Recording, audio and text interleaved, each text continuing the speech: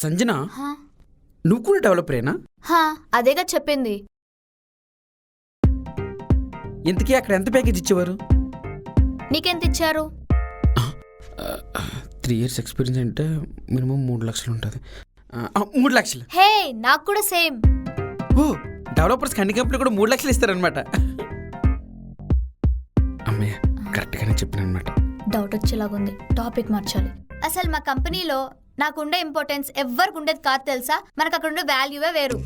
ఓ, అంటే మీరు అంత బాగా వర్క్ చేసేవారు అనమాట. మామూలుగా కాదు. ఒక్కరోజు నేను ఆఫీస్కి లీవ్ పెడితే మా టీమ్మేట్స్ అందరూ అల్లాడిపోయేవాళ్ళు తెలుసా. ఓ, అవునా? అవును, నిజం. పాపం నేను లేను కదా, వాళ్ళు ఎలా ఉన్నారో ఏమో. మరి అంత ఇబ్బంది పడినప్పుడు అక్కడే ఉండిపోయలేపారా? అది కాదు బాలు, ఒకే ఆఫీస్లో చాలా డేస్ వర్క్ చేస్తే బోర్ కొట్టేస్తుంది, అందుకే మానేసా. ఓహో, బోర్ కొడితే మానేస్తారా? అంటే ఇలా కూడా మానేస్తారా? నేను మానేసా కదా. సంజన, హా? అంత బోర్ కొట్టేలా కంపెనీలో ఎన్ని సంవత్సరాలు పనిచేశారు? 3 years వేకన్ పెట్టాం కాబట్టి 3 years అని చెప్దాం. 3 years. 3 years? హా? అయ్యో, ఇంకొన్ని రోజులు చేయలేకపోయావా? నీకు టీమ్ లీడర్ పోస్ట్ ఇచ్చిందినేమో. చూడు బాలు, నాకు బోర్ కొడితే టీఎల్ పొజిషన్ ఇచ్చినా, మేనేజర్ పోస్ట్ ఇచ్చినా, ఆఖరికి కంపెనీ CEO చేసినా నేను చెయ్యను. అది నా సంస్కారం. ఓహో, నైస్. హా. అవును బాలు, నువ్వెందుకు మానేసావు? జాబ్ చేస్తే కదా మానేయడానికి. బాలు, శాలరీ పెంచలా. మరి ఇక్కడ పెంచారా? పెంచుతామన్నారు. సారీ. ఇట్స్ ఓకే, నాకు అలవాటు అయిపోయింది.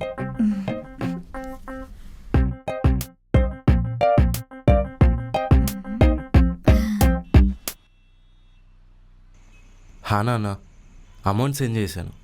ఓకే నాన్న. సరే నాన్న, ఓకే. సరే, ఉంటానురా. బాయ్.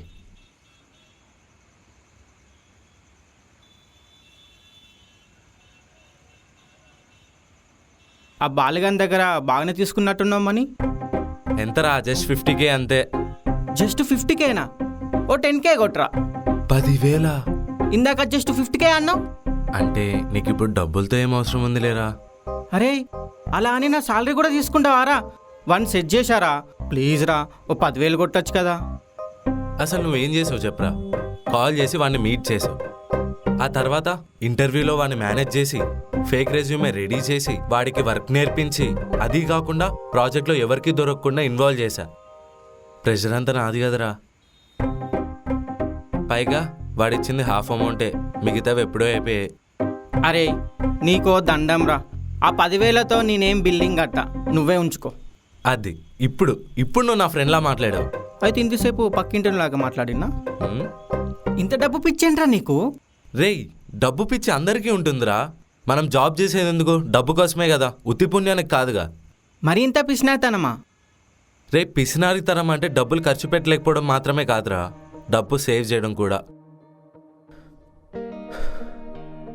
అయినా మా నాన్న నాకు ఆస్తులు సంపాదించి పెట్టలేదు, అప్పులు సంపాదించి పెట్టాడు.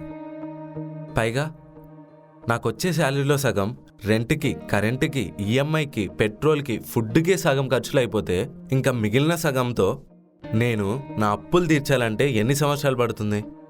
ఇలా మంత్ ఎండ్ కోసం వచ్చే శాలరీ కోసం ఇంకెన్ని సంవత్సరాలు వెయిట్ చేయాలి? నీకు అనిపించడం లేదా? నీకు వచ్చే 20,000 శాలరీ కోసం అమ్మని, నాన్నని, ఊరిని వదిలేసి బతుకుతూ ఉంటే లైఫ్లో ఏదో కోల్పోయిన ఫీలింగ్ లేదా? చాలాసార్లు అనిపించిందిరా, అసలు ఇది అవసరమా? ఊరెళ్ళిపోయి 20,000 సంపాదించుకోవచ్చు కదా అని చాలాసార్లు అనిపించింది కదా. నీలాగా నాలాగా ఇక్కడ చాలామంది వాళ్ళకి ఇష్టం లేని జాబ్ చేస్తున్నారు, కష్టాన్ని కూడా హ్యాపీగా మోస్తూ భరిస్తున్నారు. ఈ బాధలన్నీ వద్దు అనుకుంటే అందరినీ వదిలేసి నీ సెల్ఫ్ నువ్వు చూసుకోవాలి. అలా చేస్తే రూపాయి కూడా సహాయం చేయని సొసైటీ సైలెంట్గా ఉంటుందా? కనీ పెంచిన అమ్మ నాన్నని కూడా వదిలేసి సెల్ఫిష్గా తయారయ్యాడు అంటారు. తప్పదు, మగాళ్ళ పుట్టాం, అన్నీ భరించాలి.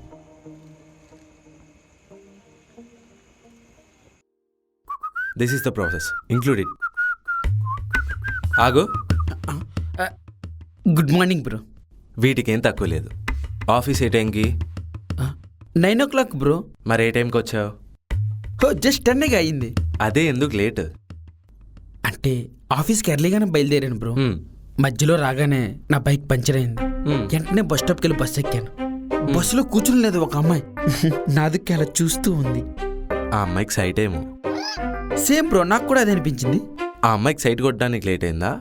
అంత ఛాన్స్ నాకెక్కడ ఇచ్చారు బ్రో? బస్సులో నాకన్నా కరువు బస్ తిరుగుతుంది. అలా నా స్టాప్ రాగానే దిగిపోయాను బ్రో. కిందకి దిగి చూడగా నా పర్స్ ఎవరు కొట్టేశారు బ్రో. Oh great. పర్స్లో డబ్బులు ఉన్నాయా? నరేంద్ర మోడీ గారు వచ్చిన తర్వాత పర్సులో డబ్బులు పెట్టుకుని ఎక్కడ తిరుగుతున్నాం బ్రో? ఏటీఎం కార్డులు పెట్టుకుని తిరుగుతున్నాం బ్రో. పాపం ఆ దొంగడు పొద్దునే ఓడి మొహం చూశాడు, నీ పర్సు కొట్టేశాడు. బ్రో పర్సు పోయిన బాధలో నేనుంటే పంచులేస్తున్నాడు బ్రో. మరేం చేద్దాం? ఆఫీస్ అంతా ఒక నిమిషం సైలెన్స్ ప్రకటిద్దామా? అది కాదు బ్రో, అందులోనే ఏటీఎం కార్డులు ఉన్నాయి బ్రో. గూగుల్ పేలు ఫోన్ పేలు ఉన్న ఈ కాలంలో ఏటీఎంతో పనేముంది? అలా అని చెప్పి వదిలేస్తామా బ్రో? మరేం చేసావు? పోలీస్ కంప్లైంట్ ఇద్దాం అనుకున్నా. ఏంటి పర్స్కే? నువ్వు పోలీస్ కంప్లైంట్ ఇవ్వగానే వాళ్ళు వెతికి నీకు ఇంటికి తీసుకొచ్చి ఇవ్వడానికి పోలీసులు ఏమైనా పోస్ట్ పోయినా? సేమ్ డౌట్ నాకు వచ్చింది బ్రో. అలా ఆలోచించుకుని ఇక్కడికి వచ్చేసరికి కొంచెం లేట్ అయింది బ్రో. ఈ ప్రాబ్లం ఇంకోసారి రిపీట్ అయిందనుకో, అటు నుంచి అటే ఇంటికి వెళ్ళిపోయి రెస్ట్ తీసుకో. అర్థమైందా? అర్థమైంది బ్రో. ఏం అర్థమైంది? అదే ఇంకెప్పుడు పర్స్ పోగొట్టుకోకూడదని క్లారిటీ వచ్చింది బ్రో. ఆఫీస్కి టైంకి రావాలి.